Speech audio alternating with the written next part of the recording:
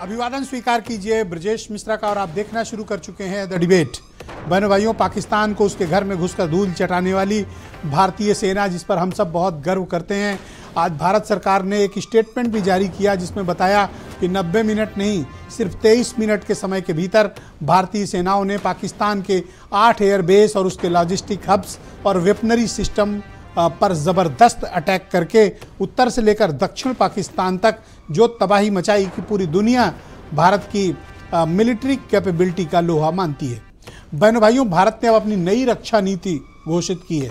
ये नई रक्षा नीति ये है कि अगर आतंकवाद की कोई भी घटना होगी, ऑपरेशन सिंदूर ऑन है, उसे हम एक्ट ऑफ वार मानेंगे। यानी अगर आतंकवादी घटना भारत में होती है तो एक्ट ऑफ वार है, हम सीमा पार जाकर कोई भी कार्रवाई करेंगे। ये हमारी स्पष्ट पॉलिसी है जो भारत के प्रधानमंत्री ने कही। बहनों भाइयों, ये बहुत महत्वपूर्ण बात है। मुझे अचरज है कि इस पर डिबेट्स क्यों नहीं हुई, इस पर होनी चाहिए, क्योंकि भारत ने अपनी नई डिफेंस पॉलिसी तय कर दी है। बहनों भाइयों, जब कार्रवाई हुई पाकिस्तान के खिलाफ तो तमाम उसके संगी साथी भी एक्सपोज हुए हैं। आज हम विदेश नीति पर भी चर्चा करेंगे, नई रक्षा नीति, मौजूदा विदेश नीति, हम इस पर बात करेंगे। ये भारत के लिए कितनी प्रभावी है और हमें किस तरह की कार्रवाई करनी चाहिए। बहनों भाइयों, भारत ने अपनी नई रक्षा नीति प्रस्तुत कर दी है। ये रक्षा नीति ये कहती है आतंकवाद की कोई भी घटना भारत में एक्ट ऑफ वार माना जाएगा, यानी युद्ध की घटना मानी जाएगी। तो अब से अगर भारत में कोई भी आतंकवादी घटना होती है तो ये युद्ध में तब्दील होगी, यानी हमें वार के लिए हर क्षण तैयार रहना पड़ेगा। हर वक्त भारतीय सेनाओं को और प्रत्येक भारतवासी को, हमारे पूरे इंफ्रास्ट्रक्चर को, हमारे मिलिट्री इस्टेब्लिशमेंट्स को और हमारे सभी मोर्चों पर हमें अब तैयार रहना होगा, क्योंकि भारत सरकार ने यानी प्रधानमंत्री ने आदमपुर एयरबेस में से देश को संबोधित करते हुए बात कही थी कि किसी भी प्रकार के आतंकवाद की घटना अब एक्ट ऑफ वार है, यानी हम पाकिस्तान के खिलाफ निर्णायक कार्रवाई के लिए बिल्कुल तैयार हैं कि अगर दोबारा से इस तरह की घटना हुई तो निश्चित तौर पर भारत को अटैक करने में या उसी तरह की कार्रवाई करने में क्षण मात्र भी विलंब नहीं लगेगा, क्योंकि अब ये हमारी डिफेंस पॉलिसी का हिस्सा है। अगर आतंकवाद हुआ, कहीं घटना हुई, तो ये एक्ट ऑफ वार है। ये पहला प्रश्न है, यानी हमारी सैन्य तैयारियां युद्ध के हालात के लिए अब एकदम अलर्ट रहेंगी। सामान्य तौर पर आर्मी युद्ध के लिए इस तरह से हर वक्त तैयार नहीं रहती, लेकिन अब चूंकि भारत की स्टेट पॉलिसी हो गई है, वो स्टेट पॉलिसी इस बात को कहती है कि ये एक्ट ऑफ वार है। तो क्या हम हर वक्त वार के लिए तैयार हैं भारतीय सेनाएं? जवाब है हाँ, क्योंकि हमारे आसपास के हालात ऐसे हैं बहनों भाइयों कि हम एक तरफ चीन से घिरे हुए हैं, दूसरी तरफ पाकिस्तान से, इधर बांग्लादेश में भी जो हालात और जो नई कट्टर हुकूमत आई हुई है वो भी भारत के खिलाफ है। हम आसपास दुश्मनों से घिरे हुए हैं। सिर्फ आसपास ही नहीं, हमारे पास टर्की जैसे छिपे हुए दुश्मन थे जिनके मुखौटे सामने आ गए। हमारे पास अजरबैजान जैसे भी कंट्रीज़ थी, जो हालांकि उनकी सैन्य औकात कुछ है नहीं ना, उनका कूटनीतिक कोई उनकी वैल्यू है, लेकिन वो भी हमारे खिलाफ हैं। और चीन ने तो जिस तरह का अपना चेहरा दिखाया है, भारत को आगे भी बहुत सावधानी बरतने की ज़रूरत है। चीन खुले तौर पर पाकिस्तान के साथ था, और सिर्फ साथ ही नहीं था बल्कि उसकी वेपनरी भी और उसके मिलिट्री इक्विपमेंट भी इस्तेमाल किए गए हैं, जिसमें टर्की और चीन दोनों सम्मिलित हैं। बहनों भाइयों, क्या ये सही वक्त है कि जैसे हमने अपनी डिफेंस पॉलिसीज़ को बदला है, हमने आतंकवाद को एक्ट ऑफ टेरर माना है और ये संकल्प दोहराया है कि हम घुसकर मारना होगा तो उसके लिए तैयार हैं, तो क्या ये सही वक्त है कि भारत को अपनी विदेश नीति में एक बड़े आमूल-चूल परिवर्तन की आवश्यकता है? बहनों भाइयों, फैंटेसी डिबेट्स या तमाम सूत्रों के हवाले से इधर उधर की वाहियात चीज़ों पर बात करने से बेहतर है कि हमें इस देश की रक्षा नीति और विदेश नीति पर एक गंभीर चर्चा करनी चाहिए। और ये गंभीर चर्चा देश के लिए भी ज़रूरी है और हमारी एकता, अखंडता, संप्रभुता के लिए भी उतनी ही आवश्यक है, क्योंकि दुनिया भर में कुछ ऐसे देश हमारे खिलाफ खड़े हुए हैं जिनकी हमने उम्मीद नहीं की थी। हमें उन्हें जवाब देने और उनके खिलाफ भी कार्रवाई या उनके खिलाफ भी कूटनीतिक, राजनीतिक जो भी कदम उठाने हों, हमें उसके लिए तैयार रहना है। बहनों भाइयों, यूरोप शांत था। जब यूरोप में आतंकवाद की घटना होती है तो ये कहते हैं कि ये दुनिया भर में आतंकवाद फैल रहा है, उसे वो वर्ल्ड टेररिज्म बताते हैं, ग्लोबल टेररिज्म बताते हैं। यानी जब उनके घर में आतंकवादी हमला होगा तब उसे वो आतंकवाद कहते हैं, अगर भारत में होता है तो उसे वो बंदूकधारी या चरमपंथी या सिपरेटिस्ट ऐसे कहकर उसे हल्का करने की कोशिश करते हैं। यूरोप आतंकवाद को आतंकवाद तब मानता है जब उसकी धरती पर हो, और उसकी धरती के बाहर कहीं हो तो उसे वो रीजनल प्रॉब्लम्स या सिपरेटिस्ट या चरमपंथी ताकतें या बंदूकधारी जैसे शब्द का इस्तेमाल करता है। ये यूरोप का एक घिनौना चेहरा है। अमेरिका का जो कुछ भी रोल इस बीच रहा है, बहनों भाइयों, उस पर ओपनली डिस्कशन होना चाहिए, क्योंकि अमेरिका जिस तरह का व्यवहार कर रहा है वो भारत के हितों के लिए बेहतर नहीं है।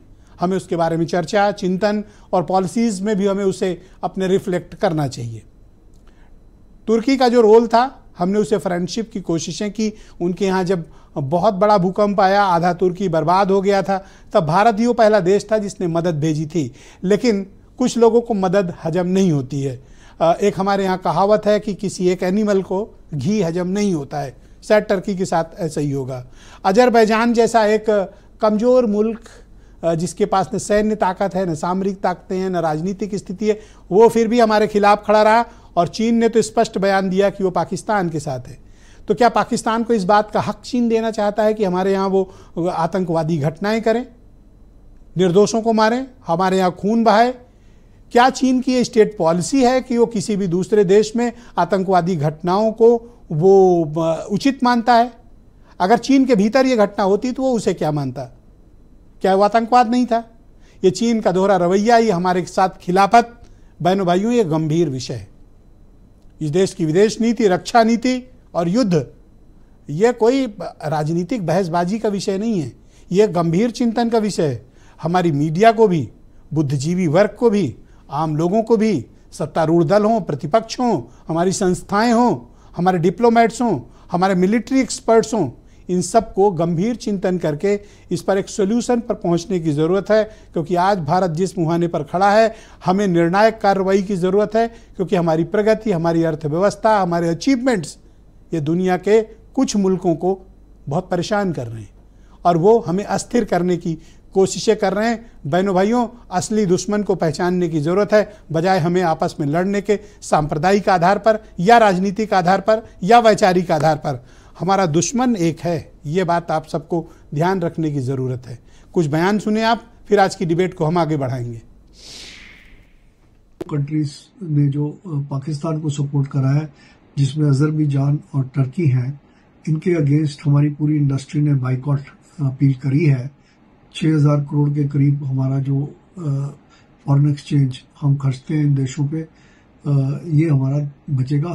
तो हमें उम्मीद है कि 50 to 60% लोग अपने यहाँ ट्रिप्स अजरबैजान और टर्की की कैंसिल करेंगे।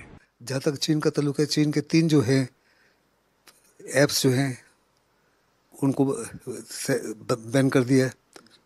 जहाँ तक टर्की का ताल्लुक है, अजरबैजान का ताल्लुक है, सरकार ने साफ तौर पे लोगों को कहा है कि वहाँ पे उनको जाना बंद करें, टूरिस्ट जाना बंद करें।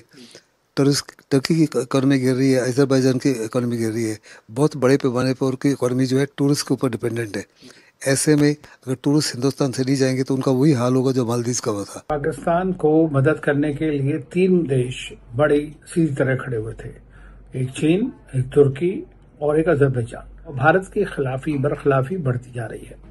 तो मेरा मानना यह है कि ट्रेड तो हमारा है, टूरिज्म भी है, लेकिन चूंकि हमारी पॉलिसी ये है कि terrorism and trade and tourism will not flow together. So this is the same thing which applies, because ये उन कंट्रीज को सपोर्ट कर रहे हैं जो पूरी तरह से टेररिज्म में लिप्त है भारत के खिलाफ। बहनों भाइयों, इस गंभीर परिचर्चा की शुरुआत करते हैं। मेरे साथ लेफ्टिनेंट जनरल दुष्यंत सिंह साहब भी इस कार्यक्रम में मौजूद हैं। संजय चौधरी भारतीय जनता पार्टी के प्रवक्ता हैं। सुरेश गोयल साहब भी हमारे साथ मौजूद हैं, फॉर्मर डिप्लोमेट हैं। ग्रुप कैप्टन वीके सिंह साहब भी हमें ज्वाइन कर रहे हैं और संजीव श्रीवास्तव जी बहुत ही जाने माने एक्सपर्ट विदेशी मामलों के, और सुरेंद्र राजपूत कांग्रेस कमेटी के प्रवक्ता, वीरेंद्र सिंह जी हमारे स्टेट हेड। मैं सबसे पहली शुरुआत जनरल दुष्यंत सिंह जी से करना चाहता हूं। सर, मैं आपसे समझना चाहता हूं कि आज भारत सरकार ने एक आधिकारिक तौर पर प्रेस नोट जारी किया और कहा कि हमने चाइनीज जो भी वेपनरीज थी, उनके राडार थे, उनके इक्विपमेंट थे, उन सबको सीज करते हुए विदिन 23 मिनट्स हमने पाकिस्तान के 8 एयरबेस उड़ाए हैं। दुनिया की अन्य मिलिट्रीज को जब आप कंपेयर करते हैं तो ये हमारा कितना बड़ा अचीवमेंट है। एंड नेक्स्ट क्वेश्चन इसी में जुड़ा है, आतंकवाद की कोई घटना is equal to act of वार।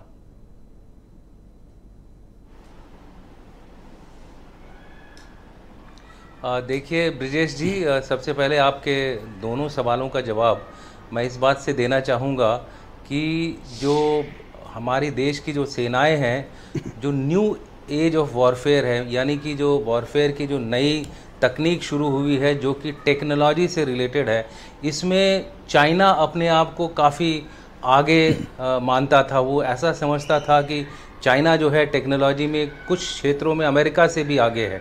तो इसलिए जो हमने इस बार जो एयर डिफेंस जो था पाकिस्तान का, जिसमें कि 80% से ज़्यादा जो इक्विपमेंट था वो चाइना का था, चाहे उनके वो एयरक्राफ्ट हो, JF-10C हो या फिर JF-17 हो, इवन अमेरिका का जो F-16 था वो भी था, उनके रडार्स थे HQ-9, ये सारे जो चाइनीज़ सिस्टम थे और कुछ एक लेगेसी अमेरिकन सिस्टम भी थे, NTPQ रडार वगैरह, इन सब को हमने जो है अपने नए और पुराने, लोग अक्सर भूल जाते हैं कि पुराने भी हथियार जो हमारे एयर डिफेंस के थे उनको भी हमने चुपचाप पिछले कुछ सालों में अपग्रेड किया है। यानी उसमें नई टेक्नोलॉजी का एडिशन किया, नाइट फाइटिंग कैपेबिलिटी डाली, कंप्यूटर से उनको इंटीग्रेट किया और पूरा हमने एक इंटीग्रेटेड एयर डिफेंस शील्ड बनाई।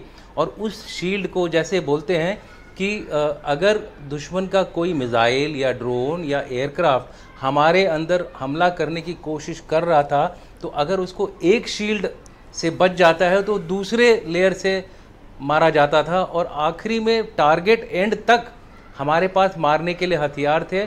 और इसमें जो लेगेसी हथियार थे जो कि हमारे 60s के हथियार थे, L-70 वगैरह 1960s के हथियार हैं, उन्होंने भी बढ़ चढ़ करके दुश्मन के ऊपर वार किया, जिसकी वजह किसी से भी कंट्री के 8 एयर बेस पे इंक्लूडिंग हवाई हमला जो था, उसके जो सबसे खास उसकी राजधानी में नूर खान बेस पे अटैक होना, ये किसी भी कंट्री के एयरफोर्स, उसके मिलिट्री स्टैब्लिशमेंट और उसकी जो मिलिट्री रेपुटेशन है उस पर कितना बड़ा डेंट है।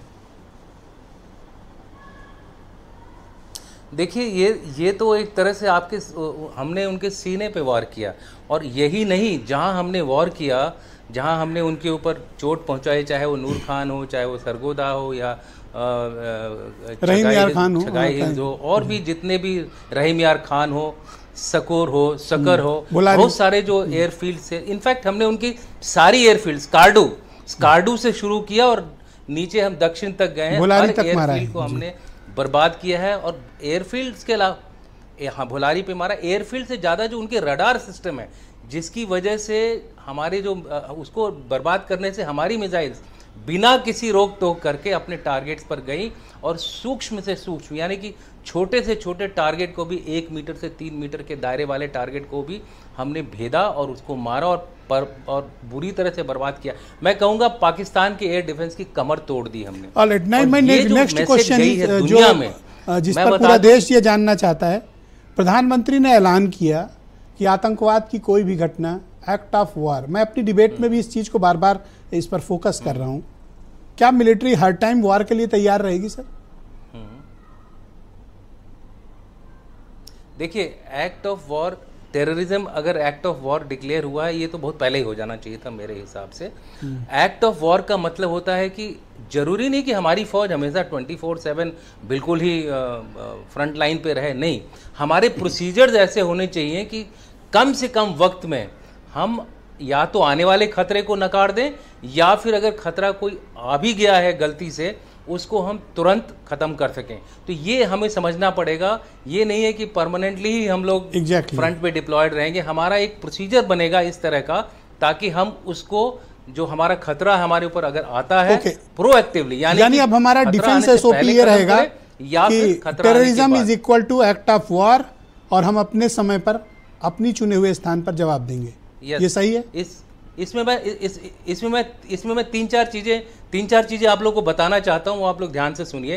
पहली बात, एक्ट ऑफ वॉर मिलिट्री में कैसे ट्रांसलेट होगा? मिलिट्री पॉलिसी में ट्रांसलेट होगा जीरो टॉलरेंस। दूसरा होगा 24/7 हमले को नकारने की काबिलियत। करेक्ट।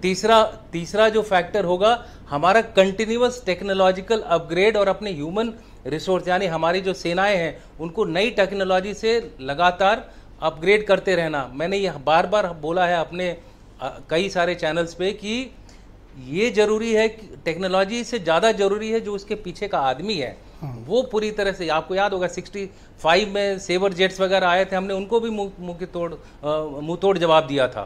सो मेरा कहने का मतलब है ये सारी चीज़ें जो हैं नई डिफेंस पॉलिसी के तहत मिलिट्री पॉलिसी में कन्वर्ट होंगी। थैंक यू सर, जिसके ऊपर कार्रवाई चल रही है।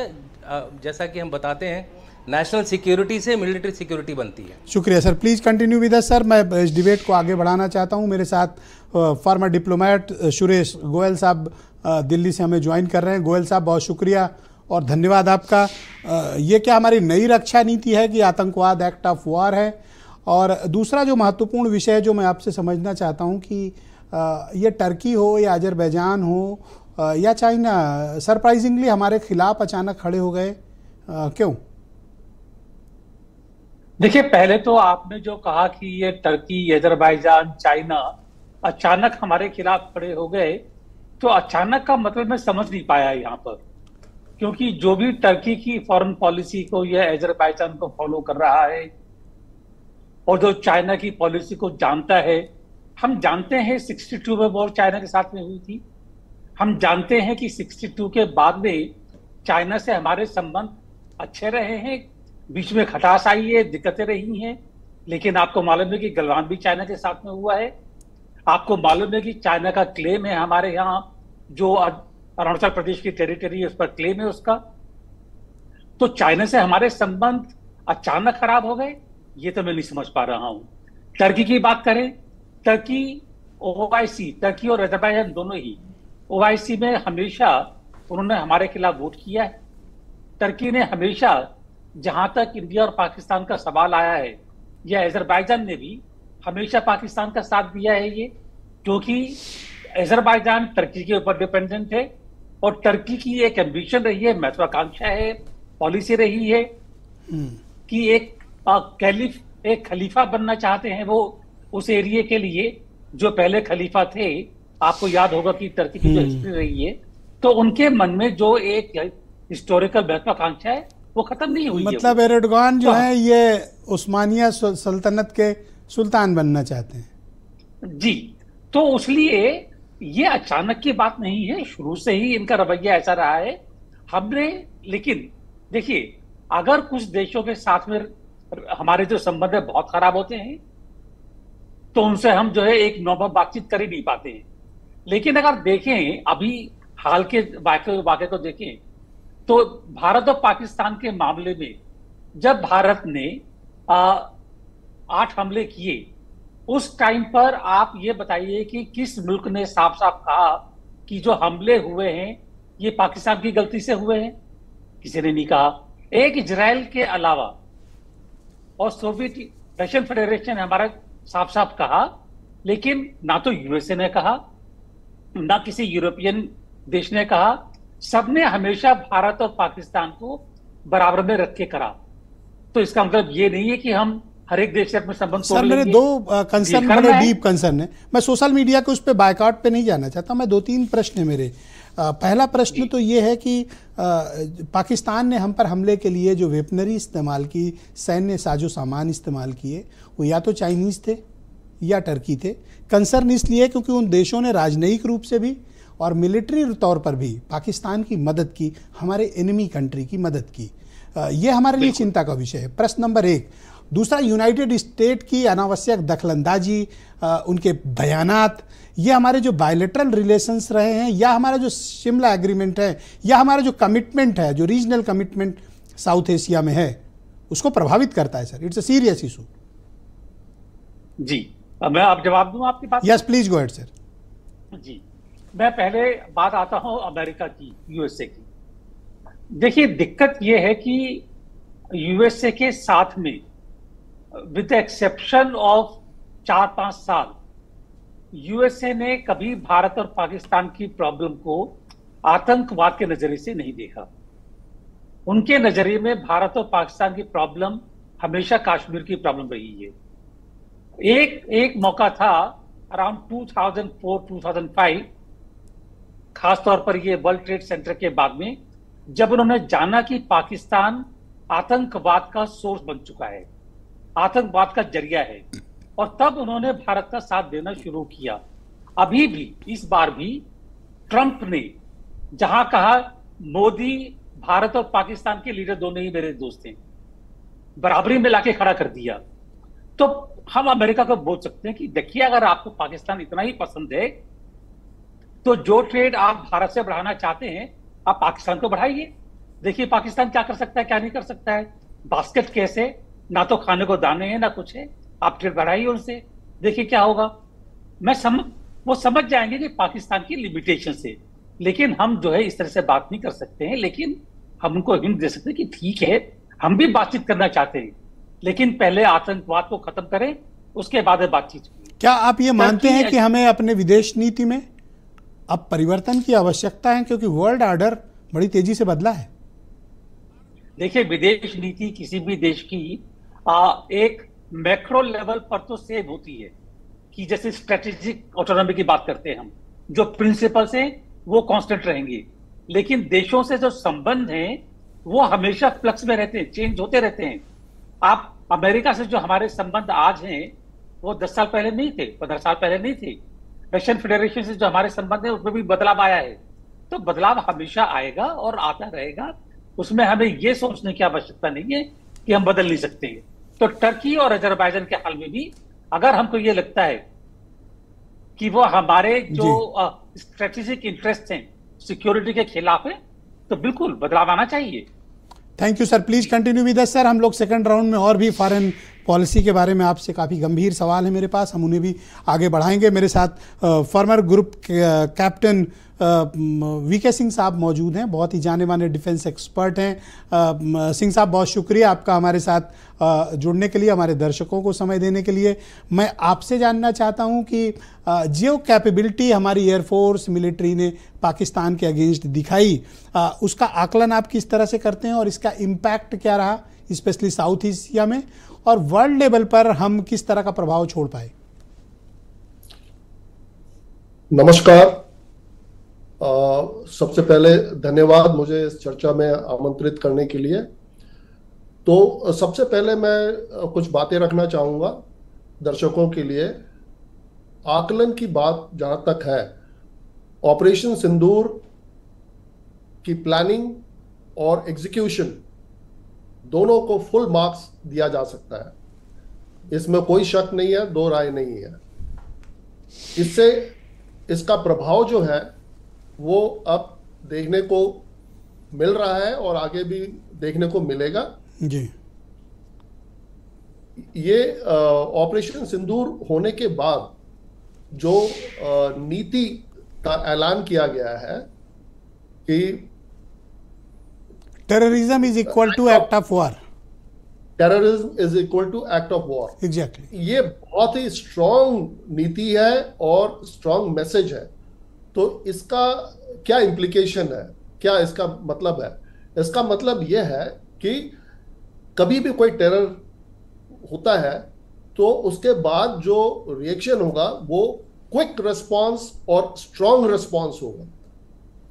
उसमें ज्यादा कुछ सोचने की जरूरत नहीं पड़ेगी, ऑलरेडी एसओपी बना है और जो भी रिफाइनमेंट की जरूरत है वो होती रहेगी, लेकिन क्विक रिस्पांस और स्ट्रॉन्ग। सर, मैं मानता हूं थोड़ा पॉलिटिकल लीडरशिप पे और मिलिट्री लीडरशिप पर भी अब एक प्रेशर, एक दबाव तो रहे, कहीं कुछ भी हुआ तो जनता की एक्सपेक्टेशन इस समय, सर जानते हैं क्या, जन भावना, मैं राजनयिक या सैन्य बात नहीं कर रहा हूं, आप किसी भी अपने देश के लोगों से पूछें, वो पाकिस्तान को बहुत सबक सिखाना चाहते हैं, बहुत करारा। जी हाँ, जी हाँ। तो उसके लिए देखिए ऑलरेडी सबक सिखाया जा चुका है, पाकिस्तान घुटने टेक चुका है। जब उनके कैपेबिलिटीज पे इतना ज्यादा नुकसान पहुंचाया गया तो उनके पास कोई चारा नहीं था, वो तो घुटने टेक दिए हैं। अब यह है कि आगे उनको सर उठाने का मौका नहीं मिले, इसके लिए हमें हमेशा प्रिपेयर्ड रहना पड़ेगा, सतर्क रहना पड़ेगा। और जो पॉलिसी बनी है टेररिज्म, सर आप एयरफोर्स को सर सर्व कर चुके हैं, किसी देश के लिए कितना अपमानजनक होता है कि उत्तर से दक्षिण तक उसके सारे एयरबेस पर दुश्मन देश आके बम बरसा के चला जाए? सर यही तो बेइज्जती होती है सर। यही तो बहुत बड़ी खूबी रही है ऑपरेशन सिंदूर की, कि 3 दिन में पाकिस्तान के ऊपर से लेकर नीचे तक जितने वॉर हुए हैं और जितनी क्षति पहुंची है, उसका आकलन तो वो अभी बैठ के करेंगे तो बहुत समय लगेगा। तो ये जश्न किस बात का पाकिस्तानी मनाता है? जश्न वो मनाता ये थोड़ा सरप्राइज है। देखिए, जब किसी को बहुत जोर से चोट लगती है जी, तो वो दिखाना चाहता है कि मुझे दर्द नहीं हो रहा है। हंसता है। हाँ, जैसे मैं राजपूत जी से कड़े सवाल करता हूं तो ये मुस्कुराते हैं। Alright sir, please continue with us sir. मैं संजीव श्रीवास्तव जी हमें दिल्ली से ज्वाइन कर रहे हैं, बहुत ही जाने माने एक्सपर्ट हैं और फॉरेन अफेयर्स के बहुत बड़े जानकार हैं। संजीव जी, बहुत शुक्रिया हमें समय देने के लिए। सर, इस जो हमें भारत के साथ पाकिस्तान की एक संक्षिप्त वार हुई, बहुत ही लिमिटेड टाइम पीरियड की, विदेश नीति के मामले में या वैश्विक स्तर पर हमारी क्या पोजीशन रही सर? सबसे पहले तो ब्रिजेश जी आपको नमस्कार, आपके दर्शकों को और हमारे जो डिस्टिंग्विश्ड पैनलिस्ट हैं उनको भी मेरा नमस्कार। और ये जो आपने सवाल किया है बहुत ही महत्वपूर्ण है। देखिए, भारत के द्वारा ये जो ऑपरेशन सिंदूर किया गया और जो ये पहलगाम की आतंकी घटना का जो एक कम्प्रहेंसिव रिस्पांस किया गया, उससे भारत की जो प्रतिष्ठा है बहुत बड़ी है। और भारत अब ऐसे राष्ट्रों की इमेज रखता है कि जो कि आतंकवाद के विरुद्ध जीरो टॉलरेंस की पॉलिसी पर चलते हुए सख्त से सख्त कार्रवाई कर। United States of America, Europe के कई राष्ट्र, इजराइल जैसे जो राष्ट्र हैं जो कि आतंकवाद के ऊपर कड़ा प्रहार करने के लिए जाने जाते हैं, उसी कैटेगरी में भारत आज आकर के खड़ा हो गया है। और ये भारत ने इस ऑपरेशन को करके पूरे विश्व में एक संदेश भी दिया है कि यदि मानवता को आतंकवाद की चुनौती पर विजय पानी है तो इसके विरुद्ध जीरो टॉलरेंस का अप्रोच अख्तियार करना होगा। और इस तरीके की आतंकी घटनाओं का माकूल जवाब, शक्तिशाली जवाब हमें देना होगा, तभी जाकर के ये आतंकवाद की चुनौती पर मानवता विजय हासिल कर सकती है। एक बात मैं अवश्य कहना चाहता हूं ब्रिजेश जी, कि अंतर्राष्ट्रीय समुदाय में जिस तरीके से आतंकवाद के संदर्भ में राष्ट्रों के बीच में आपसी सहयोग होना चाहिए, कोलैबोरेशन होना चाहिए, संयुक्त रणनीतियां बनाने चाहिए, वैसी रणनीतियां भी बनाई नहीं जाती। अभी भी आतंकवाद के विषय पर राष्ट्र और वेस्टर्न कंट्रीज जो कि बहुत कैपेबल हैं ऐसे आतंकवाद की घटनाओं को बहुत ही माकूल जवाब देने के लिए, और जब उनके घरों में ऐसी घटनाएं होती हैं तो उसका जवाब सर, मेरे पास 2 सवाल हैं आपके लिए सर। सवाल number 1, role of United State of America. जी, यूनाइटेड स्टेट्स ऑफ अमेरिका का उसी बात पे मैं आ रहा था कि यूनाइटेड स्टेट्स ऑफ अमेरिका अपने घर में तो जब आतंकी घटना होती है तो उसको वो जीरो टॉलरेंस के अप्रोच के साथ डील करता है और साथ ही उसको वो आतंकवाद कहता है। हमारे यहाँ कहता है कि साहब सेपरेटिस्ट मूवमेंट है। हाँ, नहीं, और दूसरा उसके साथ वो ऐसा अप्रोच अख्तियार करता है कि हम ना तो भूलेंगे और ना माफ करेंगे। और आपको याद होगा कि आपके दर्शकों को भी निसंदेह वो जानते होंगे कि ओसामा बिन लादेन को अमेरिका ने 10 वर्षों के बाद मार के गिराया, और ओसामा का जो डिप्टी था ऐमान अल जवाहिरी, उसको 20 वर्षों के बाद मार के गिराया।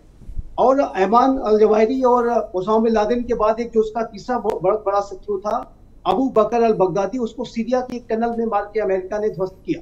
तो ये जो अमेरिका का जो नेवर फॉरगिव और नेवर फॉरगेट का भी जो सर, मेरा एक इस पे इंटरवेंशन है सर।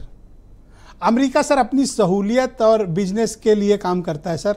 आज आप देखिए, सीरिया के जिस राष्ट्रपति को $1 करोड़ का उन्होंने इनाम रखा था, आज उसी राष्ट्रपति से डोनाल्ड ट्रंप सऊदी अरब में हाथ मिला रहे हैं। 6 महीने पहले उनके टेरर लिस्ट में था, अमेरिका ने आतंकवादी घोषित किया हुआ था राष्ट्रपति अल शरा को, और आज अमेरिका उनसे हाथ मिला रहा है। सर, ये तो इससे बड़ा चेंज क्या हो सकता है? कल तक वो आतंकवादी था अमेरिका के लिए, आज ट्रंप से हाथ मिला रहा है। जी, ये अमेरिका की विदेश नीति की बहुत बड़ी आलोचना है, और निसंदेह अमेरिका आपका ये 85 करोड़ विश्व में उसकी ठीक की जाती है, सर। ये बहुत स्पष्ट है कि उसके जो डबल स्टैंडर्ड्स हैं वो समय समय पर दिखे हैं। चाहे वो आतंकियों को कभी आतंकी की तरह ट्रीट करना और कभी एलाइज की तरह से ट्रीट करना। और अफगानिस्तान का भी फ्रंट हम देखते हैं कि कभी जो ये तथाकथित जो मुजाहिदीन और पाकिस्तान के जो बेसिस है उनका इस्तेमाल करना, जब सोवियत यूनियन ने अफगानिस्तान पे अपना हमला किया था और कब्जा किया हुआ था, और उसके बाद फिर तालिबान से लड़ाई लड़ना, उसके खिलाफ युद्ध छेड़ देना। तो ये अमेरिका के और इराक का सद्दाम हुसैन का एग्जाम्पल हम नहीं भूल सकते कि वहां पर कोई वेपन ऑफ मास डिस्ट्रक्शन नहीं मिला था। लेकिन जॉर्ज डब्ल्यू बुश ने और टोनी ब्लेयर ने, जो ब्रिटेन के प्रधानमंत्री थे, उन्होंने सारे यूनाइटेड नेशंस की दलीलों को और विश्व के अनुरोधों को। श्रीवास्तव जी शुक्रिया। Please sir continue with us sir. मैं डिबेट को थोड़ा सा आगे बढ़ाना चाहता हूं और मेरे साथ रूलिंग पार्टी बीजेपी के प्रवक्ता संजय चौधरी मौजूद हैं, बीजेपी से हैं। चौधरी जी, दो चीज़ों की आवश्यकता है कि हमारी रक्षा नीति बदल गई है, आतंकवाद अब एक्ट ऑफ वॉर है। क्या हमें विदेश नीति में भी भारत सरकार बदलाव पर विचार करेगी?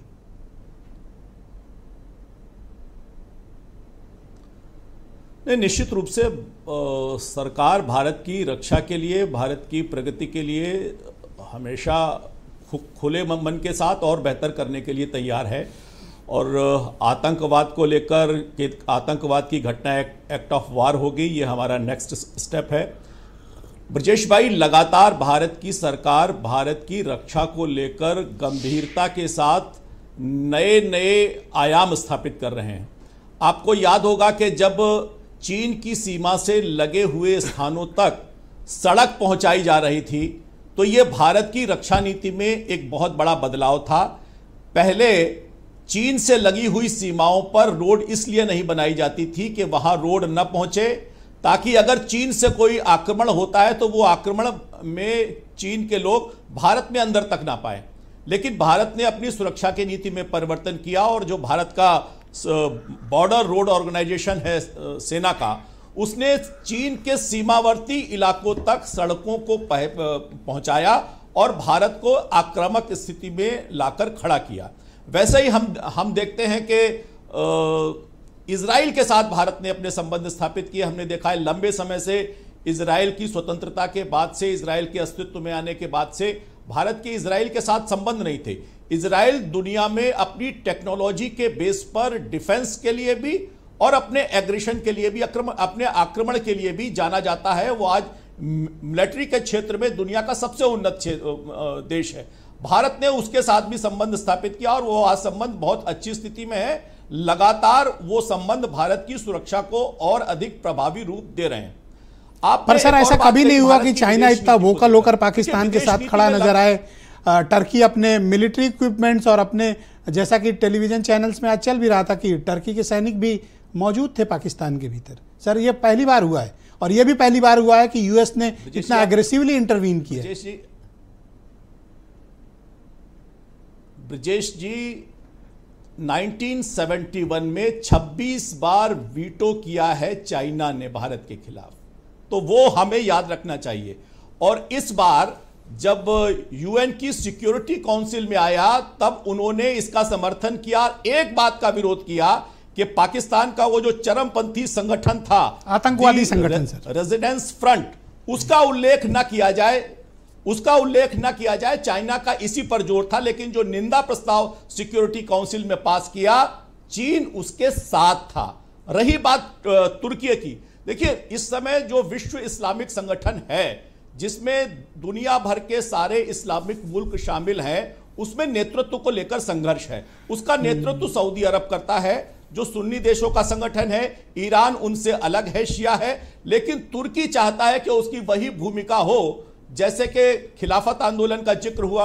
हमारे पहले जो पैनलिस्ट सर कंक्लूड कर लें, आज थोड़ा पॉलिटिकल कमेंट के लिए वक्त कम है सर, एक्सपर्ट लोग ज्यादा हैं सर आज। और आज आपको थोड़ा सा रुकना पड़ेगा, आज थोड़ा रुकना पड़ेगा। मैं सुरेंद्र राजपूत जी को आमंत्रित करता हूं। सुरेंद्र जी, क्या ये सही वक्त है कि हम अपने विदेश नीति पर पुनर्विचार करें? सर बदलाव जो है एक स्वाभाविक प्रक्रिया का हिस्सा है। जो 1950 से हमारी विदेश नीति चली आ रही है, माइक्रो लेवल पे तो वही चलेगी, लेकिन लगातार बदलते परिवेश के साथ हमें बदलना होगा और हम बदलते जा रहे हैं। ऐसी बात नहीं है कि हम नहीं बदल रहे हैं। हम आपसे 2-3 चीजों की बात कर रहे हैं। आप बिल्कुल बेहतर है, हमारा सैन्य नेतृत्व पर कोई सवाल नहीं है। सैन्य नेतृत्व ने अपनी पूरी ताकत के साथ, अपने शौर्य के साथ, अपनी बहादुरी के साथ, अपनी प्रशासनिक दक्षता के साथ, अपनी प्रोफेशनलिज्म के साथ 22 मिनट 23 मिनट या 7 मिनट में, 7 मिनट से पहले पहले उन्होंने आतंकी ठिकाने ध्वस्त किए और 22 मिनट में उन्होंने एयरबेस हमें प्राउड है, हम उनको सैल्यूट करते हैं, इसमें कहीं कोई वो नहीं। हमारे सवाल राजनीतिक नेतृत्व से हैं और राजनीतिक नेतृत्व से सवाल होने का मतलब देशद्रोही नहीं होना है। राजनीतिक नेतृत्व ने अगर कोई कमजोरी की है तो उनसे सवाल पूछे जाएंगे। सवाल number 1, howdy Modi, howdy Trump, नमस्ते ट्रंप, अब की बार ट्रंप सरकार, गले मिलने वाले ट्रंप, उन सारे जितने नरेंद्र मोदी जी के मित्र ट्रंप हैं, वो लगातार भारत को असहज स्थिति में क्यों डाल रहे हैं, इस बात का सवाल भारतीय जनता पार्टी की सरकार नहीं दे रही। लगातार हमसे कहा गया, हम मान रहे हैं इस चीज को कि भारत और पाकिस्तान का आपसी विवाद है, अंतरराष्ट्रीयकरण इस विवाद का नहीं हो सकता। उसके बाद लगातार क्या नाम जो डोनाल्ड ट्रंप है अपनी दिन में 3 बार बयान दे रहे हैं और लगातार वो लगातार भारत के हमारे सर्वशक्तिमान प्रधानमंत्री नरेंद्र मोदी जी को, हमारे मतभेद हो सकते हैं लेकिन वो हमारे प्रधानमंत्री नहीं, और हमें उन पर गर्व है बिल्कुल सर। तो उनको जो डिसीजन लेंगे पूरा देश उनके साथ खड़ा होगा। उनके साथ एक आतंकी मुल्क के प्रधानमंत्री शहबाज शरीफ को, आप समझिए मेरी बात को, नरेंद्र मोदी के साथ आतंकी मुल्क के एक प्रधानमंत्री शहबाज शरीफ, जिसको कि आर्मी ने एक पपेट के रूप में बैठा रखा है, इमरान खान जीता था वहां पर। सवाल सर, तो इन दोनों को एक साथ आप बैठा दे रहे हैं और हमारे प्रधानमंत्री जी इस पर बोल नहीं रहे, बिल्कुल नहीं बोल रहे हैं, लगातार ट्रंप बोलते जा रहे हैं। ये हमारे लिए अपमानजनक। आप चाहते हो कि अमेरिका से पंगा लिया जाए? बिल्कुल लिया जाए। अरे कहां सर, क्यों किधर उलझा रहे हो सर? नहीं बिल्कुल अभी हम चीन से पाकिस्तान से लड़ रहे हैं, अब आप कह रहे हो अमेरिका से पंगा ले। फिर से मैं कहता हूं कि हमारे देश की एकता के लिए, अखंडता के लिए, आत्मसम्मान के लिए, आत्मसम्मान से बड़ी कोई चीज नहीं होती। हमारे आत्मसम्मान पर लगातार अमेरिका के प्रेसिडेंट चोट कर रहे हैं और प्रधानमंत्री जी के वो दोस्त होने का दावा करते हैं, प्रधानमंत्री जी उनके दोस्त होने का दावा करते हैं, तो उसके खिलाफ बात होनी चाहिए और प्रधानमंत्री जी को खुलेआम बोलना चाहिए। एक बात। दूसरी बात सर 10 सेकंड कंक्लूड कर लो सर, आज एक्सपर्ट थोड़ा ज्यादा। मैं कंपनसेट किसी और दिन डिबेट पे करूंगा। वो आप कंपनसेट करते रहिए, हमें कोई कंपनसेशन की नहीं, हम तो देश के साथ रहते हैं, आपके साथ रहते हैं, वो कोई दिक्कत वाली बात नहीं है सर। आगे बढ़ना चाहता हूं, मैं आपसे सिर्फ इतना बात कर रहा हूं कि हमारी विदेश नीति की ये जो फेलियोरिटी है जी, इस पर प्रधानमंत्री जी को सर्वदलीय बैठक बुलानी चाहिए और संसद में इसकी बात। संजय चौधरी इसका जवाब भी दे देंगे, हम उनसे वीरेंद्र जी के बाद ले लेंगे। वीरेंद्र जी, जिस तरह की रक्षा नीति, नई रक्षा नीति प्रधानमंत्री कहते हैं कि टेररिज्म अब एक्ट ऑफ वार माना जाएगा, क्या हमको अब नए सिरे से तैयारी करने की और देश को अब तैयार रहना चाहिए कि आतंकवाद की कहीं भी घटना हो, घुसकर पाकिस्तान को उसके भीतर अटैक करने की जरूरत है? वीरेंद्र जी देखिए, जनभावनाएं तो यही कहती हैं कि 24 करोड़ वाला देश 140 करोड़ वालों को रोज पिन न चुभोए। जब कान के पास ब्रजेश जी मच्छर बहुत ज़्यादा भनभनाने लगते हैं तो कई बार अपने गाल पर भी आपको चाटा मारना पड़ता है मच्छर मारने के लिए। तो ये वही मच्छर है जो आए दिन मौका पाकर भनभनाता है। तो फिर चाहे इसको कान पे मारो, चाहे मच्छर वाले रैकेट से मारो, मारना तो पड़ेगा ही, क्योंकि ये खून चूस ही रहा है। तो आज नहीं तो कल इसका इलाज तो करना है। तो कहते हैं जो कल करे सो आज कर और जो आज करे सो अब। जब ऑपरेशन सिंदूर स्टार्ट हुआ और 8 तारीख की रात में पहले पाकिस्तान ने भारत पर हमला बोला, तो उस समय हम लोग ये मानते थे कि भारत की सेनाएं संयम बरत रही हैं, और 11 बजे के बाद जब वो उसकी ओर से गोलाबारी धीमी हुई तो ये जानकारी आने लगी कि भारत जवाबी कार्रवाई कर रहा है। लेकिन हम लोग उस रात चाहते थे कि आज ठीक से कार्रवाई हो जाए, जिससे कि कल का सवेरा पाकिस्तान अपने द्वारा की गई गलती को, जो लम्हों की खता है, वो सदियों तक याद रखे। बस उसी लिए पूरा देश एकजुट था और पूरी दुनिया को दिखाना जरूरी था। आज चाहे तुर्की हो, चाहे अजरबैजान हो, चाहे चाइना हो, हमने प्रेम, सौहार्द, संकट में साथ देना हमेशा सीखा है। भारत ने हमेशा मदद की है। लेकिन जब अपने पड़ोसी अपने जलने लगे, जब भारत एक विशाल मुल्क है, बड़ा देश है, और ये छोटे छोटे लोग रोज पों चारों ओर से करने लगे, तो इनको भी इनका मुंह बंद करना जरूरी है। कितने दिनों तक इतनी बड़ी आबादी इन सब लोगों की बेवकूफ़ियों को बर्दाश्त करेगी? लोग चाहते हैं कि ऐसा सबक सिखा दो कि आगे आने वाली कई पीढ़ियों तक ये हिम्मत न कर सकें। अंतर्राष्ट्रीय मजबूरियां चाहे जो हो, जनता को इससे लेना देना नहीं है।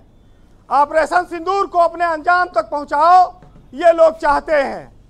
पहलगाम का बदला हमने पूरा किया है, इसका हमें संतोष है, लेकिन ये और पहलगाम और पुलवामा न कर पाए, इसके लिए भी इंतजाम करना होगा। ब्रजेश जी, भारत 140 करोड़ का देश है, लेकिन भारत ने कभी ना न्यूक्लियर हथियार की धमकी दी है और न कभी हमने किसी पड़ोसी को सताया है। लेकिन जब बात बात में पिन चुभोई जाएगी तो उसका जवाब दिया जाएगा। ये तुर्की, ये अजरबैजान, इनकी कोई हैसियत न रही है न है। बस ये है कि जो जिस भाषा में समझे उसको उस भाषा में समझाओ, क्योंकि तालाब में मांगुर मछली होती हैं, ये अपना अंडा बच्चा खा जाती हैं। ये मांगुर मछली की तरह है पाकिस्तान। ये आतंकवादी इन्हीं को किसी दिन खा जाएंगे धीरे धीरे जी। जो मोदी जी ने कहा है वो गलत नहीं कहा है। कितने दिन आतंकवाद को पालोगे पोसोगे, लेकिन समस्या यह है कि विश्व की बिरादरी जब अपने पे पड़ता है तो उनको दर्द होता है, दूसरे पे पड़ता है तो उनको लगता है कि ये तो इनका आपसी मामला है। हाँ, वो तो फिर ह्यूमन वायलेशन और क्या क्या, ये सब अंग्रेजी के शब्द हैं। हाँ, हम लोग तो ये जानते हैं, मानवाधिकार याद आने लगते हैं। हाँ, और जब इनको घुस के ठोकता है ना ओसामा बिन लादेन, इनके टावर और उड़ा दिए थे, तब ये दुनिया भर में रोते घूम रहे थे, हमले कर रहे थे। ब्रजेश जी, तब कह रहे थे भूलेंगे नहीं, छोड़ेंगे नहीं। हम लोग गांधीवादी और अहिंसावादी सोच के देश के लोग हैं, लेकिन इसका मतलब ये नहीं है कि कोई हमारे परिवार में, हमारे घर में घुसकर नुकसान पहुंचाता रहेगा और हम चुप रहेंगे। इस देश में भगत सिंह भी हुए, राजगुरु भी हुए, चंद्रशेखर आजाद भी हुए जी। सबने अपने अपने हिसाब से जवाब दिया है जी। वीरेंद्र जी, जहाँ जैसी जरूरत आएगी वहाँ वैसा जवाब दिया जाएगा, और इसके लिए हमारे सशस्त्र बल, हमारी सेनाएं तैयार हैं, उन पर हमें गर्व है। हमने पहलगाम का बदला ले लिया है और भारत जड़ से आतंकवाद को खत्म करने के लिए अगर संकल्प ले रहा है तो ये बहुत बड़ी बात है। पूरी दुनिया को इसमें साथ देना चाहिए। फिलहाल अपने यहाँ बहुत पहले लिख दिया था कि लिख रहा हूं मैं अंजाम जिसका आगाज आएगा और मेरे लहू का एक एक कतरा इनकलाब लाएगा। तो ये तो होना है, और जो हमारी बहन बेटियों का सिंदूर उजड़ा था उसको ऑपरेशन ने पूरा किया है, और वो ये जान लें कि हमारे यहाँ की बहन बेटियां भी सक्षम हैं जी।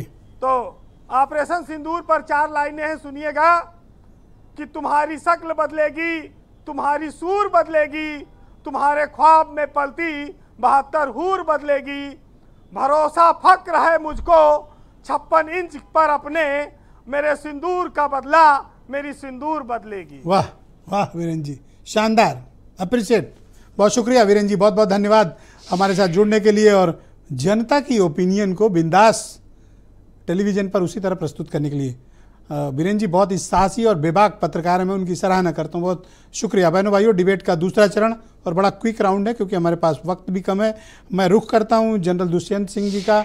सर, मैं आपसे समझना चाहता हूँ कि ये बार बार जो हमको धमकी दी जाती है या दुनिया को डराया जाता है कि साहब पाकिस्तान के पास परमाणु बम है, न्यूक्लियर वेपन्स हैं, इसलिए उसके साथ ऐसा ना किया जाए।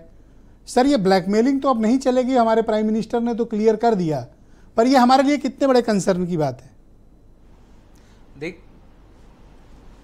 देखिए, जहाँ तक न्यूक्लियर ब्लफ का सवाल है, इसके ऊपर तो मैं पिछले करीब कई सालों से बोल रहा हूँ कि हमारे पास बहुत स्पेस है लड़ाई करने के लिए।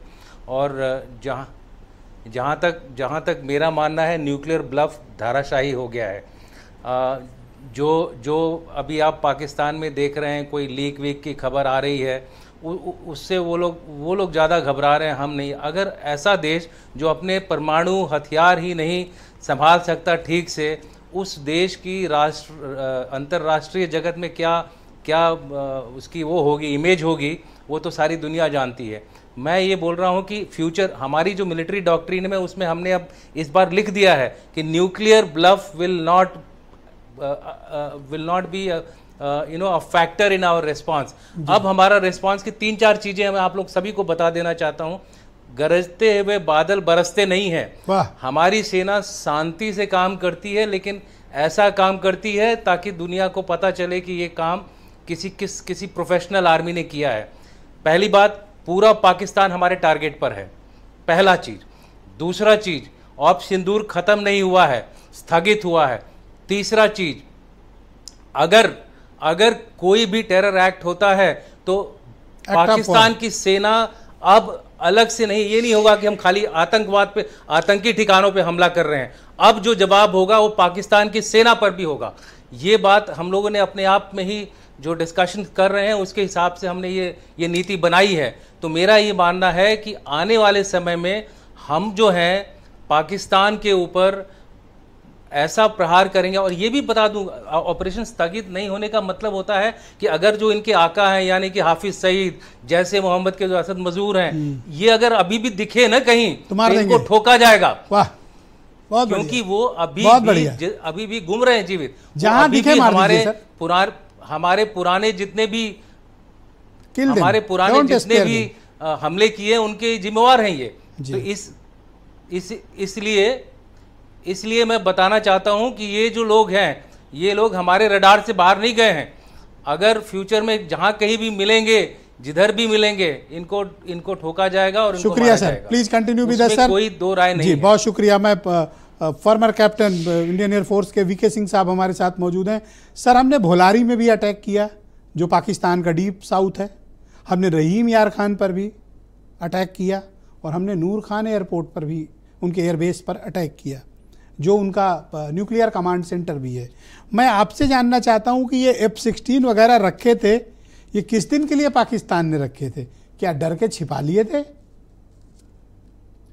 देखिए, अरे लड़ना चाहिए था सर। कोई आपके घर में घुस के आपके एयरबेस पे आपको ठोक रहा है, मिसाइल दाग रहा है और पाकिस्तान की आर्मी बर्दाश्त कर रही है। कितनी बेइज्जती हुई उनकी। देखिए, उनको इस बार इतनी जोर की चोट पहुंचाई गई है कि वो कुछ भी करने के काबिल रहे नहीं थे, कुछ मीनिंगफुल करने के काबिल। अब ऐसा हुआ कि जब उनके इंपॉर्टेंट बेसिस को ही क्षति पहुंच गई तो वो कहां से उड़ेंगे, कहां से एक्शन लेंगे। और दूसरी बात यह है कि जो भी किसी भी तरह का वो ब्लैकमेलिंग करते थे, न्यूक्लियर ब्लैकमेल या हम ये कर देंगे, हम वो कर देंगे, अब वो इस स्थिति में नहीं है। आने वाले कई सालों बहुत लोग फेसबुक पे और ट्विटर पे लाइव क्वेश्चन पूछ रहे हैं आपसे, कह रहे हैं जरा ये पूछिए ग्रुप कैप्टन साहब से कि ये हमने जो मिसाइलें उनके एयरबेस पे दागी हैं, ये सिर्फ सांकेतिक दागी थी या ज़रूरत पड़ने पर हम उनके एयरबेस पूरी तरह उतने ही समय में ख़त्म या बर्बाद करने की भी स्थिति में थे? बिल्कुल, ये सांकेतिक, देखिए ये जो हुआ है ऑपरेशन सिंदूर, ये सांकेतिक नहीं हुआ है, पूरी तरह से निर्णय लेकर के एक्शन लिया गया। मतलब जरूरत पड़ती तो हम इन्हें डिस्ट्रॉय भी कंप्लीटली कर सकते थे। ऑफ कोर्स, यस, बिल्कुल। मुझे पता है क्या सबसे अच्छा लगा, मुझे लगा उनके जिस एयरबेस पर रनवे पर कुआं बन गया, दैट वाज अमेजिंग। मैं तो कहता हूं कि हर जगह पर, हर जगह उसका एक बड़ा सा फोटोग्राफ टांगनी चाहिए। वो सर मेडल है सर। जी हाँ, मेडल है सर। और उनको तो उन्होंने क्यों घुटने टेके, क्यों उनके डीजीएमओ साहब ने फोन किया हमारे डीजीएमओ साहब को, इसीलिए तो किया कि वो इस स्थिति में नहीं थे कि वो सस्टेन कर पाते। Perfect sir, please continue with us sir. Sanjeev Srivastava ji मेरे साथ मौजूद हैं, फॉरेन मामलों के टॉप एक्सपर्ट हैं। संजीव जी, मैं आपसे समझना चाहता हूं कि क्या ये अब जो हम बार बार कह रहे थे ना, look east, look east, east में हमें चाइना के अलावा कहीं से प्रॉब्लम नहीं हुई, वहाँ हम ठीक हैं। हमारी जो समस्या है सर ये वेस्टर्न एरियाज में, चाहे वो मिडिल ईस्ट हो सर, चाहे वो चाइना हो या टर्की हो सर, और या फिर अमेरिका हो।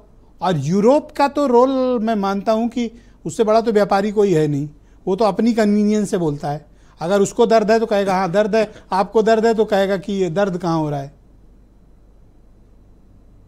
जी देखिए ब्रिजेश जी, हमारी जो लुक ईस्ट पॉलिसी है वो अब एक्ट ईस्ट में बदल चुकी है, और उसी तरीके से हमारी जो अगर एक्ट ईस्ट पॉलिसी है तो एक्ट वेस्ट पॉलिसी भी है, और इस एक्ट वेस्ट पॉलिसी में अब और धार आने जा रही है। और आतंकवाद के संदर्भ में तो अब भारत के प्रधानमंत्री श्री नरेंद्र मोदी ने एक न्यू नॉर्मल की बात कही है, एक बार जो है उसको रेज कर दिया गया है। और जैसा कि जनरल साहब ने कहा कि हमारे ये जो ऑपरेशंस है वो जारी रहेंगे, ये सस्टेन्ड भी होंगे। हमने अपने पूरे ऑब्जेक्टिव्स इसमें हासिल किए हैं वर्तमान समय में, और जैसा कि आप जिक्र कर रहे हैं कि अगली बार अगर कोई आतंकी हमला होता है तो उसे एक्ट ऑफ क्या हमें फॉरेन सपोर्ट और जुटाने की जरूरत है, या जो हमारे खिलाफ गए उनको न्यूट्रलाइज करने की जरूरत है? देखिए, फॉरेन का जो सपोर्ट है वो मेरा मानना है कि वो भारत के साथ बड़े तौर पे है, और ये जो सपोर्ट है वो ऐसे चुनौती के खिलाफ है जो कि उन देशों के खिलाफ के विरुद्ध भी एक बड़ी चुनौती है, चाहे वो अमेरिका हो, चाहे यूरोप हो, चाहे वो इजराइल हो, चाहे अन्य राष्ट्र हो। और पाकिस्तान के सारे प्रोपेगेंडा के बावजूद भी भारत को इस आतंकवाद की जो लड़ाई में थोड़ा इस राउंड में मेरे पास वक्त का अभाव है और डिबेट मुझे लिमिटेड समय में, जैसे भारत ने लिमिटेड समय में वार खत्म की, तो मुझे भी ये डिबेट लिमिटेड टाइम पीरियड में ही खत्म करनी है। Sanjay Chaudhary ruling party BJP के प्रवक्ता हैं। सुरेंद्र राजपूत आपके जो मित्र हैं इन्होंने आपसे कुछ सवाल किए हैं, मैं चाहता हूं उनका जवाब आप 60 सेकंड के भीतर दे दें सर। देखिए, ये मोदी का भारत है, हमारी पॉलिसी है इंडिया फर्स्ट। पाकिस्तान हो, चीन हो, तुर्की हो, कोई भी देश हो, यहां तक भी अमेरिका भी होगा, अगर भारत के हितों के खिलाफ होगा तो सबको सबक सिखाया जाएगा। दुनिया में कोई नहीं है, भारत आज इस स्थिति में है कि सबका हिसाब बराबर कर सकता है।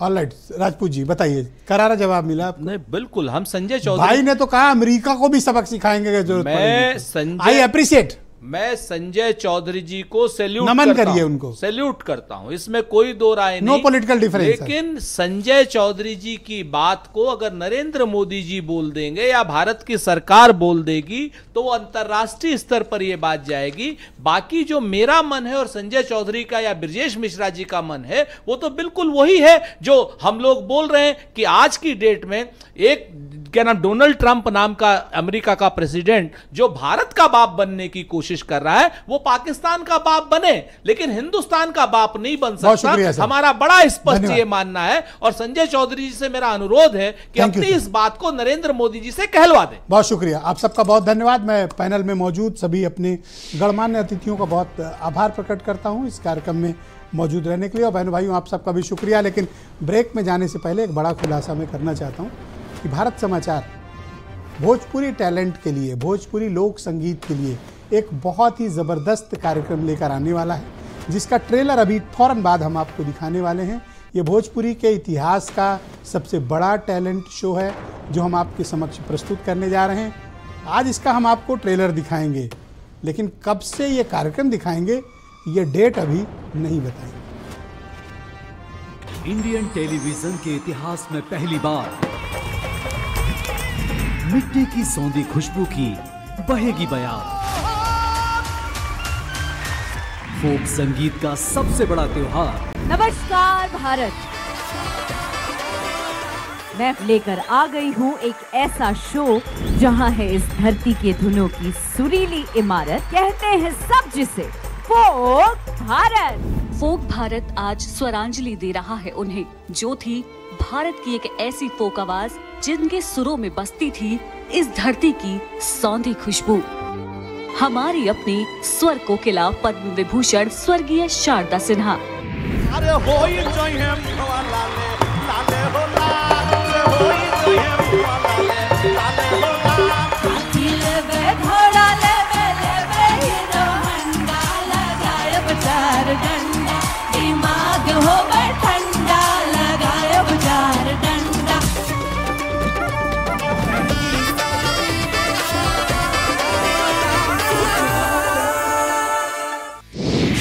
Presented by MV educational group, एक कदम सफलता की ओर।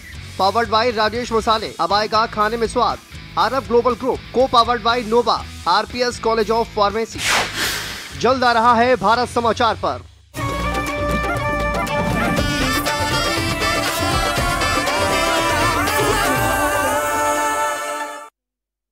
प्रधानमंत्री